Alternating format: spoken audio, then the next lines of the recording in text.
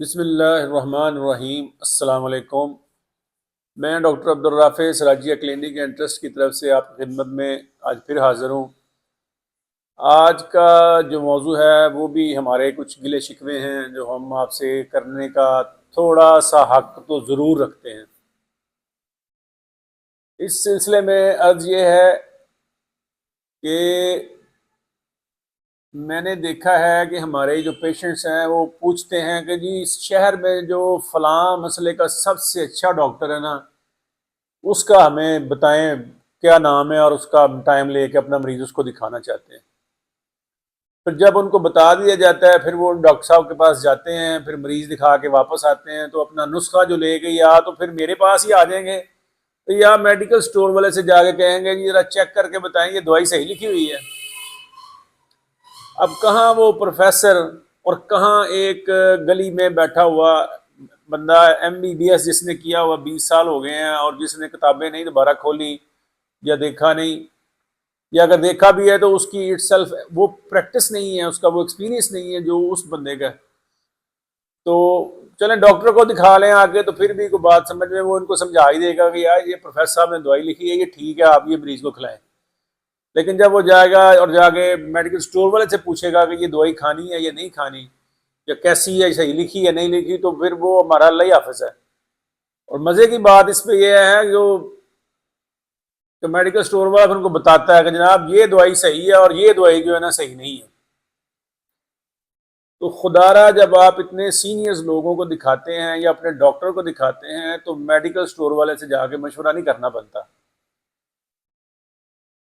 तो अब medical store वाले बड़े नाराज होंगे मुझसे, मुझे पता है इस बात का, लेकिन हक बात जो है वो कहनी चाहिए, बतानी चाहिए।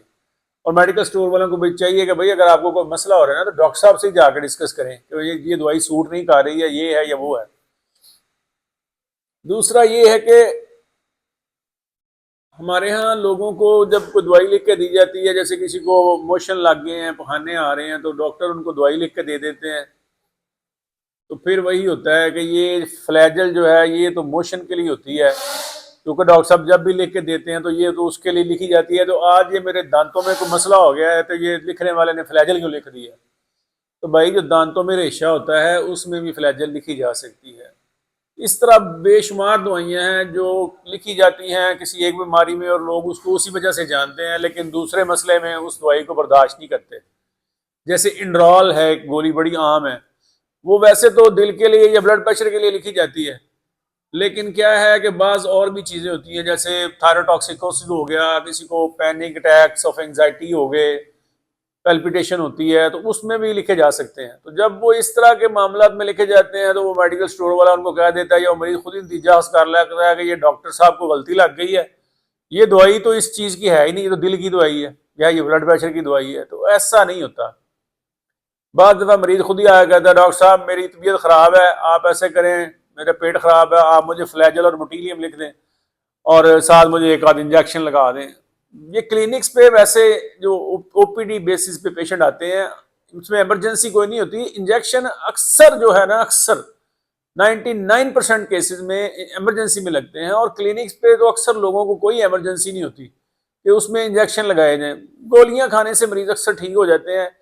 ऐसी प्रैक्टिस करना मैं नहीं समझता कि मुनासिब है। जो बच्चा आता है, जो मरीज आता है, उसको धड़ाधड़ इंजेक्शन लगाते रहते हैं, जैसे कोई इंजेक्शन में अल्लाह माफ करे कोई रूह रखी हुई है जो उसके साथ मरीज ठीक हो जाएगा। इंजेक्शन इमरजेंसी की चीज़ है, ये हर हाल में और हर वक्त यूज़ नहीं होते। तीसरी जो एक बहुत ही अजीबो गरीब मामला है हमारे यहाँ, गला ख़राब होता है मरीज़ का और जो मरीज़ को सिप्रोफ्लॉक्सासिन या नोविडेल लिख के दे दी जाती है, ये थोड़ा सा ना डॉक्टर हजरात तो ऐसे नहीं करते, माजरत के साथ। ये हमारे जो गलियों में हजरात बैठे हुए हैं जो नॉन डॉक्टर हैं, इनको थोड़ा सा आइडिया ही नहीं है कि ग्राम पॉजिटिव क्या होता है और किन जरासीम कहाँ ग्राम पॉजिटिव होते हैं, कहाँ ग्राम नेगेटिव होते हैं। और नोविडेट का कोई रोल नहीं है, अक्सर वायरल इन्फेक्शन होते हैं। अगर बैक्टीरियल भी हों गले ख़राब में तो 2-3% चांस होते हैं, तो इसमें बहुत ज़्यादा एंटीबायोटिक्स लिखना जो है वो ठीक नहीं है। दूसरा, अगर मरीज़ नहीं ठीक हो रहा आप लिखें, लेकिन ये ग्राम नेगेटिव गले में जरासीम नहीं होते, बहुत कम चांस है इसके। 1000 में कोई एक शायद पेशेंट होता होगा, वो भी नमूनिया का होता है, गले में तो बिल्कुल ही नहीं होता। तो ये कुछ गुजारिशात हैं। तो आपसे ये दरख्वास्त है कि अपने जो डॉक्टर हैं वो ढूंढें जो आपको लगे कि बड़े मुखलस हैं, नेक हैं, ताकि आपको शक की गुंजाइश ना हो, आपको यकीन हो कि ये दवाई लिखेंगे सही लिखेंगे, इंसाफ से लिखेंगे। वरना आप कहाँ कहाँ मशवरे करते फिरेंगे मेडिकल स्टोर वाले से, और फिर दूसरा और फिर तीसरा। तो ये गुजारिशात हैं, ये बातें मुझे करना भी बड़ी नागवार है और करनी भी बड़ी अजीब लगती हैं, लेकिन ये हमारे माशरे का एक अलमिया है।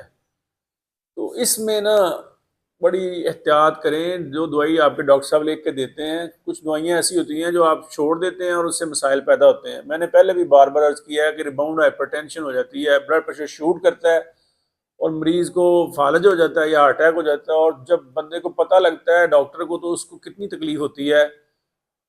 जब ना पता हो तो फिर तो मौजी मौजे है ना, पता हो तो फिर दुख होता है, तकलीफ होती है। अल्लाह ताला आपको सेहत अता फरमाए। अस्सलाम वालेकुम।